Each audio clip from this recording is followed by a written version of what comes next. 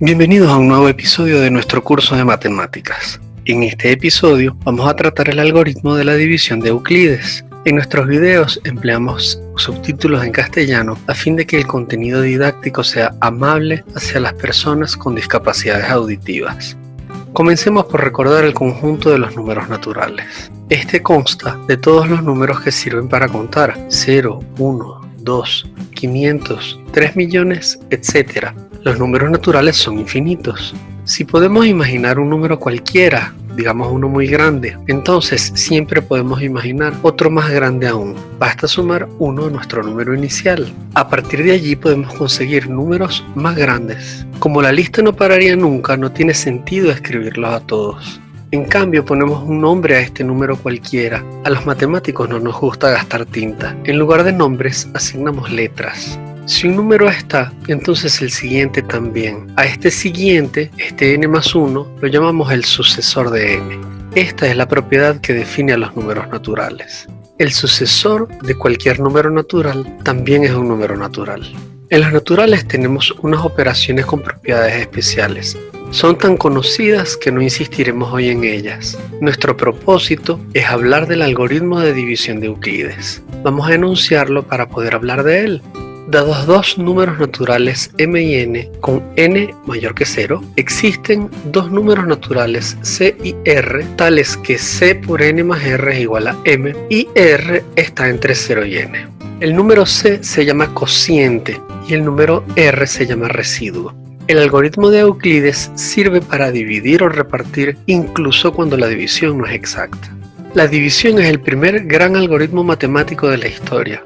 Un algoritmo numérico que puedes programar en cualquier lenguaje, y uno muy antiguo, de cuando las computadoras lucían así.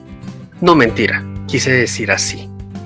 Para demostrar el algoritmo de división de Euclides vamos a utilizar un arma secreta. Esta arma secreta es el orden de los números naturales. Los naturales poseen un orden. Esto quiere decir que pueden ser organizados por tamaño, de menor a mayor, y son todos comparables entre sí. Los conjuntos que poseen este tipo de propiedad se llaman conjuntos totalmente ordenados. Hay otros conjuntos que no se pueden ordenar totalmente, sino solo parcialmente. Esto quiere decir que hay en efecto un orden, una manera de comparar a sus elementos. Sin embargo, no todos los elementos son comparables entre sí. Estos conjuntos se llaman parcialmente ordenados. Esto no es lo que sucede en los naturales, donde todo el mundo es comparable. Por eso los naturales satisfacen el principio del buen orden. Antes de que traten de demostrarlo, les aviso, el principio del buen orden es un axioma. ¿Y qué es un axioma? Un axioma es algo que se toma o se asume como cierto o evidente por sí mismo. Esto es lo que dice el diccionario. Para los matemáticos, un axioma es más bien como una licencia que nos da permiso para hacer algo en un contexto particular. En otras palabras, un axioma es como un superpoder ocasional que nos sirve para algunas cosas. ¿Qué es lo que nos permite hacer el principio del buen orden? Veamos lo que dice. Todo subconjunto no vacío de los naturales posee un primer elemento. Este es el principio de buen orden para los naturales. El primer elemento es también llamado el elemento mínimo del subconjunto. Vamos a usar el principio de buen orden para demostrar el algoritmo de la división de Euclides. Lo que haremos es considerar el subconjunto adecuado de números naturales. Para no sacarlo como un as bajo la manga, recordaremos cómo dividimos normalmente. Ahora bien, en lugar de dividir de la manera posicional, recordemos la tabla de multiplicar del 4. Vamos a continuar multiplicando hasta sobrepasar al número 57. Entonces miraremos el producto inmediatamente anterior. Este es el término que nos provee el cociente. El residuo es la diferencia entre 57 y el múltiplo más alto que no lo sobrepasa. En este caso, 4 por 14 igual 56. Consideremos al subconjunto de las diferencias entre 57 y cada múltiplo de 4 que no lo sobrepasa. Hay 14 múltiplos y hay 14 diferencias no negativas. La más pequeña de todas es el mínimo o primer elemento. Ese es el resto. Este método se puede aplicar con cualquier par de enteros. Hacemos la tabla de multiplicar hasta sobrepasar al numerador. El múltiplo inmediatamente anterior nos da el cociente, la diferencia con el numerador nos da el resto y el primer elemento del conjunto de las diferencias es ese resto. Ahora que tenemos una estrategia, armamos el subconjunto adecuado. Para m y n arbitrarios, consideramos el conjunto de las diferencias de la forma m menos j por n para cualquier j en los naturales.